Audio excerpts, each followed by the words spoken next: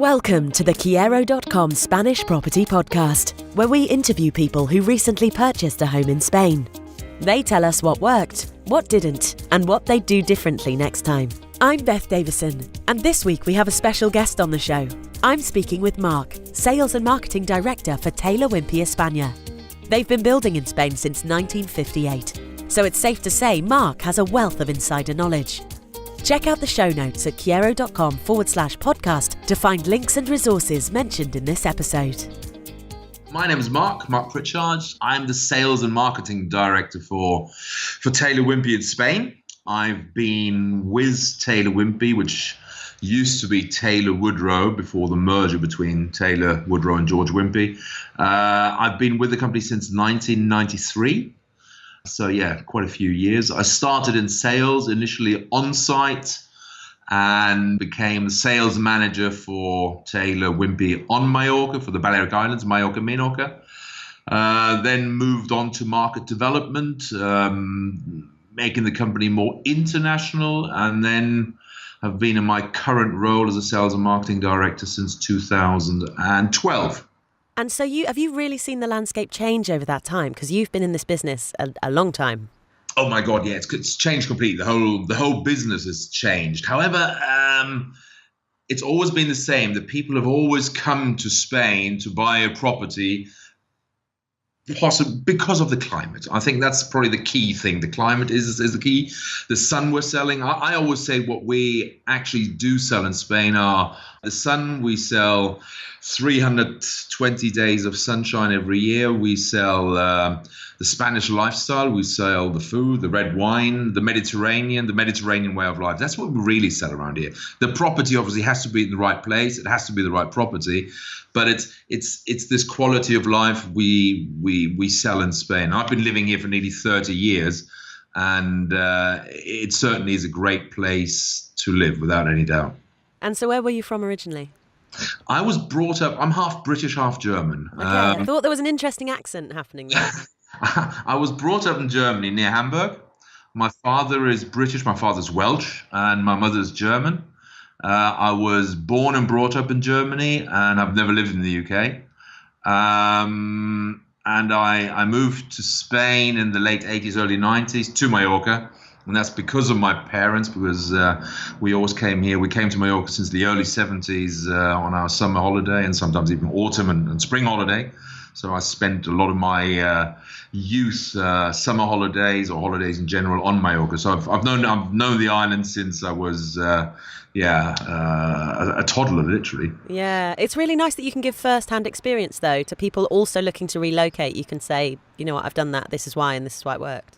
Yeah, absolutely. No, it's going back to it is really, man. Obviously, buying this property abroad is a very, very big decision, and we all understand that. And I think the real thing is just make your homework before you do anything. I think very, very important as always is legal advice. Don't forget you're going to a totally different country where you really don't know anything. You don't speak the language, which is completely different. You don't know the culture. You don't know the way which things work. So legal advice is very important from day one. And I think before you buy anywhere, just go to these places and see for yourself. And don't only go there in summer, but go there in spring, go in autumn, go in winter, because winter time in Spain and most of the areas can be very, very different from what they are actually in summer. So spend some longer times there, longer periods, drive around, and find your ideal place and the place you would like to be. Find it for yourselves, and don't let it bring to. Just go and see for yourself. Yeah, totally. I think that's great advice. Am I right in thinking that you focus mainly in the sale of new builds? We only do new builds. Taylor Wimpey's been building in Spain since 1958. Generally speaking, off-plan is the standard at the moment, and we're not the only ones. There's quite a few other competitors. There's new competitors getting into the market. So, off-plan new build is common in some specific areas. It's not all over Spain. It's not all over the Mediterranean coast. You do have hot spots where new build is actually doing extremely well, which is you could say on Mallorca, generally around Mallorca. Now, the offer is not as big, or the market is not as big for new build as it would be on the Costa Blanca or the Costa del Sol. Ibiza, the Costa Blanca south is very active. So anything between Alicante right down to Torrevieja, Orihuela, which is a coastline of around about 45 miles, is extremely busy. A couple of thousand of new villas and apartments are being built, and I would say most of them are sold off plan. And a very similar situation down in Marbella, especially the greater Marbella area. So take Marbella, drive probably 15, 20 miles down the coast and 15, 20 miles up the coast towards Malaga. And there is a lot of building activity going on.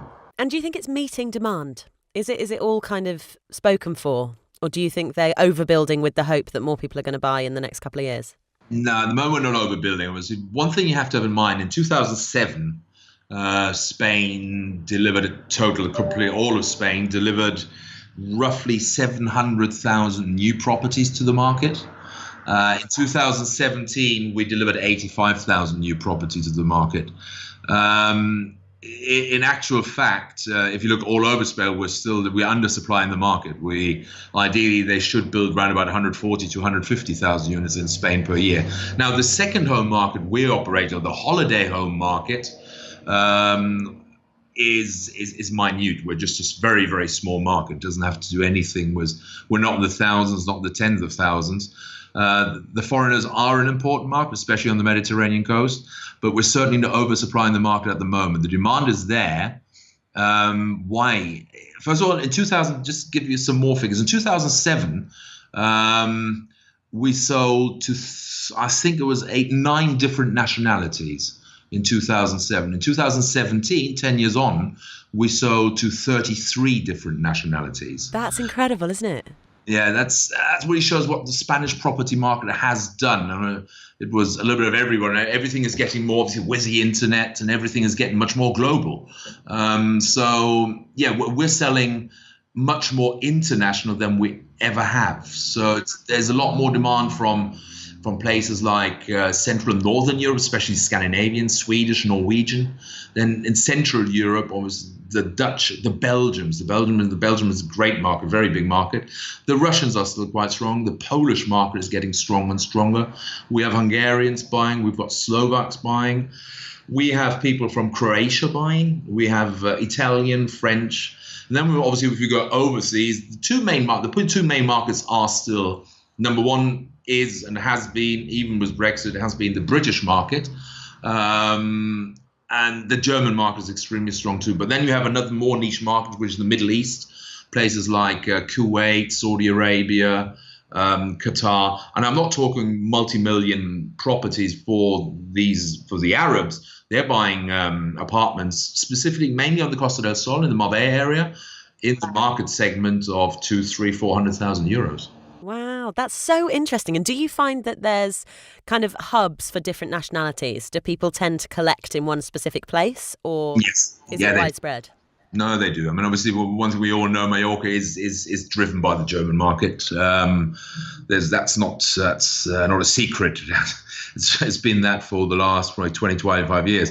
However, it's not the only market. On Mallorca, we have British buying, we have German buying, we have Swedish buying, Swiss, but Mallorca is not as international, for instance, as the Costa del Sol or the Costa Blanca. Now, you can go from town to town on the Costa Blanca. You start in the north from Denia, going down to Javier, to Moraira, and you will have, in every area, will have one nationality which probably stands out. Javier is and has always been a market for the Spanish nationals, so Spanish nationals buying second homes, and the British. Then if we go to Moraira, we've got a lot of Germans, a lot of Swiss, but a lot of British too. But you will have each and every coastal town will have a nationality which does stand out. Fantastic. And so if we focus on Brits, where are the places that kind of spring up for you as being the most popular for them at the moment? For us, at the moment, the British market is strongest in the Marbella area.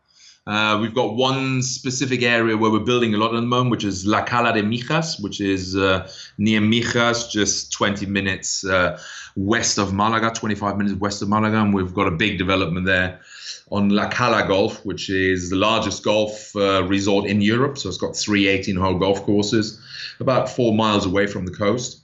And that's turning out to be very popular with the British market. We've got land. We've got a land bank there for another 8 to 10 years. So we're steadily building there. But yeah, it's typically the Costa del Sol which is working best for us, for Taylor Wimpey as a property developer with the British market.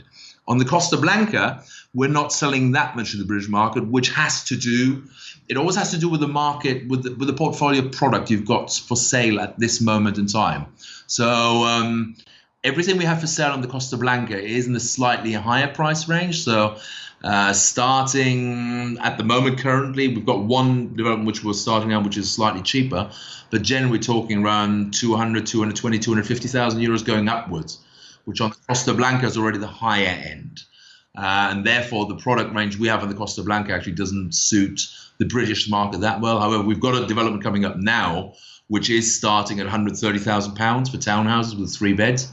And that could work quite well for the British market because you get a lot of property for your money. And that's on Alenda Golf, which is a golf course just outside Alicante, outside Elche. It's a 10-minute drive from the sea. It's a 10-minute drive from the airport. And it's a 10-minute drive from Alicante. So you're on a golf course. You do have some amenities, but you do need a car. But you get for £130,000 a townhouse, 3-bed terraced house was about 115 square meters, which is, you get an awful lot for your money. And it's quite modern, roof terraces. So we have one development coming up which could suit the British market. But the other developments, which are first line or second line to the sea, obviously the price range is slightly higher. And on the Costa Blanca, you have a British market which tends to look for properties in the 100 to 150,000 pound region. Yeah, fantastic. And do you find that people, their background is similar? Are they often retired or are they relocating, or is it holiday homes? Which kind of spring out as being the most common? I think you've got a little bit of everything. What we are selling to, you've got on the Costa Blanca, the Torrevieja area, or the southern Costa Blanca between Alicante and Torrevieja, you do have a lot of people which are actually relocating.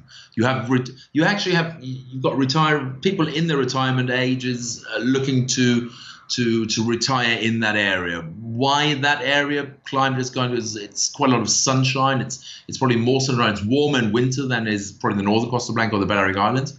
So you've got people retiring there. For us at Taylor Wimpey, I mean, the majority average age at the moment is just under 50. So what we are selling is a second home, a holiday home.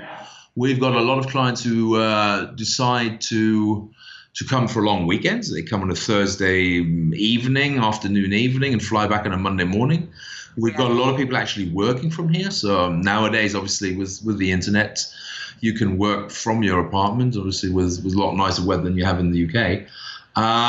So what we are selling typically are apartments in developments, 2 and 3 bedrooms, and you can actually work from there. So the developments we sell, or the product we sell, is mainly is designed and made to go there, open the door, and have a holiday or disconnect immediately. So we hardly have any detached properties where you look after your garden or your swimming pool. No, the majority is within community of owners. So you go there, you open it, you leave, you lock it. That's really what we do. That's our product range, literally throughout Spain, with a couple of some sites where we do things slightly different. But generally, that's what we do. And when it comes to new builds, does it present different challenges for buyers? Are there things that they need to be aware with new builds that they wouldn't, or vice versa, really? I think if you buy a new build, just make sure that you buy it from a reputable company, from a company who's been in business for a couple of years or quite a few years. Ask them to show you reference developments, reference projects, show homes.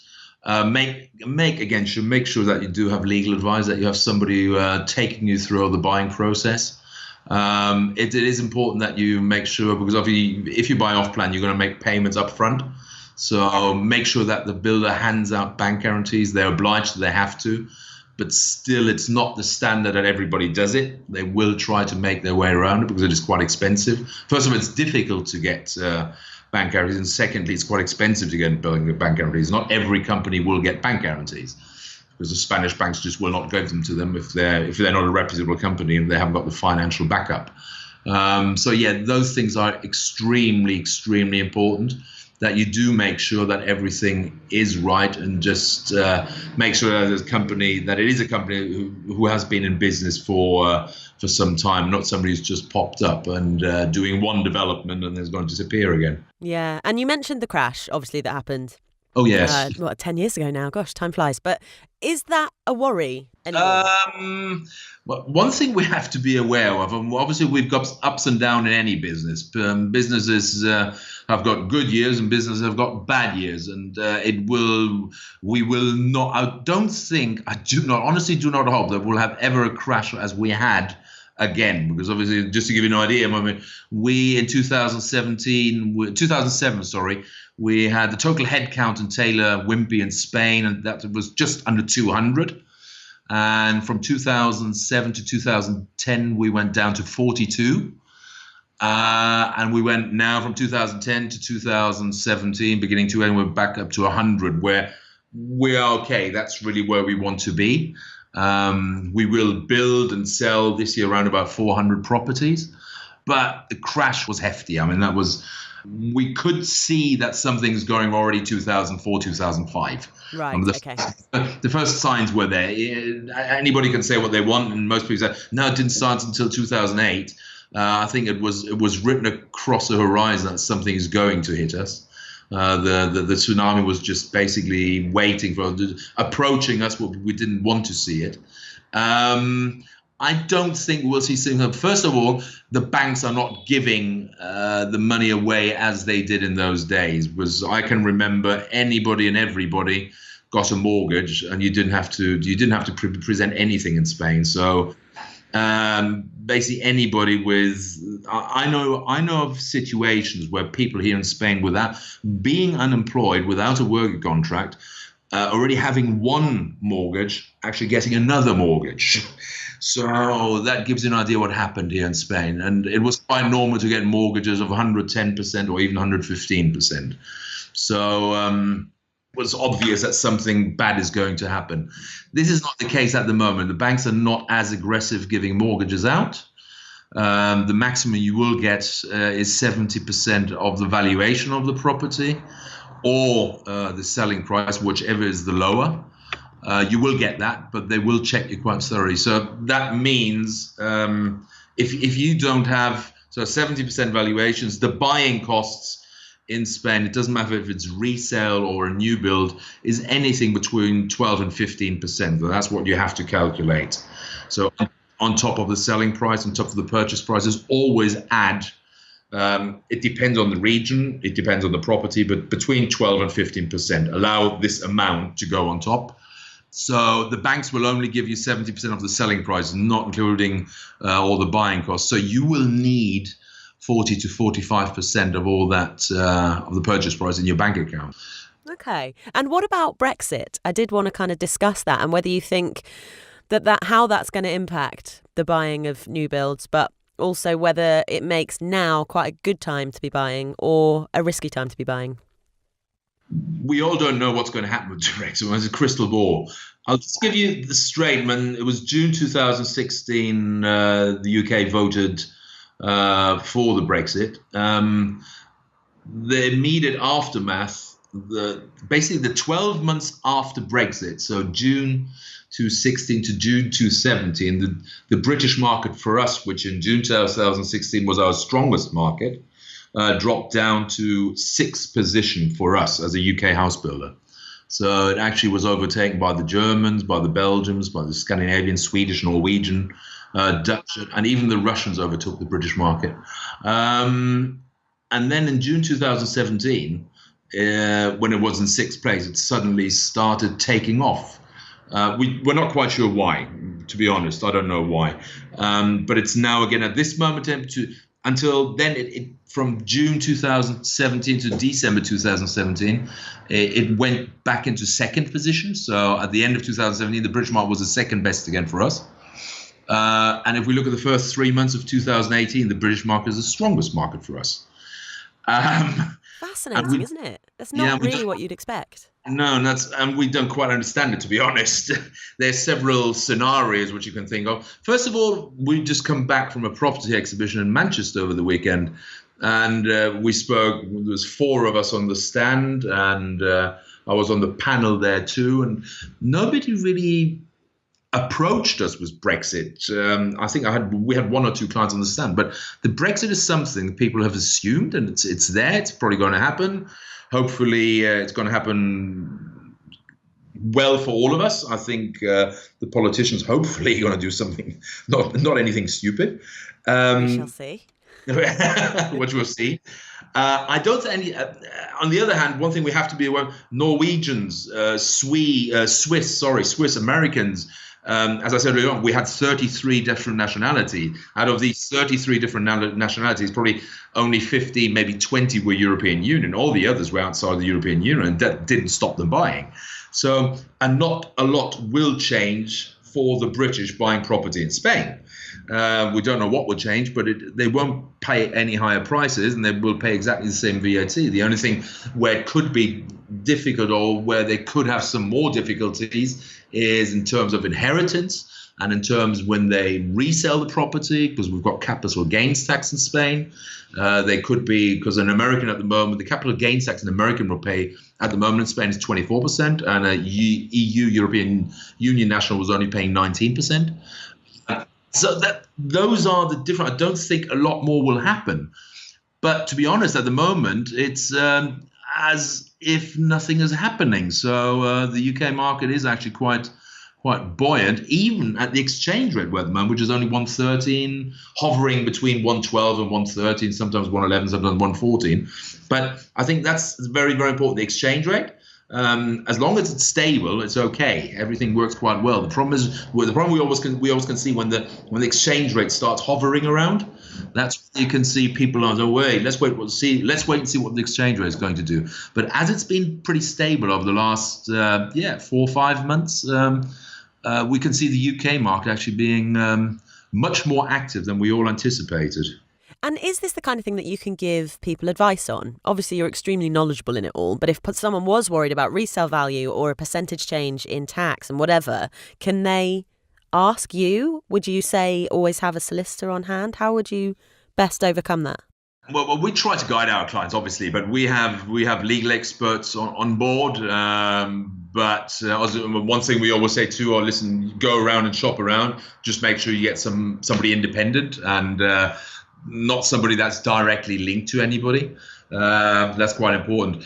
But yeah, with obviously, again, we don't have the crystal ball. I don't know what they're going to do about taxes. I don't know what's going to happen to the exchange rate. That's something which could change any day, and it just has to be bad news on TV tonight, or something's going to happen in Russia, for instance, or something else is going to happen in the United States. And it just can completely change. So we have to be careful of that. We give the advice as much as we can. We give the advice where we know what we do know about, and that's about property.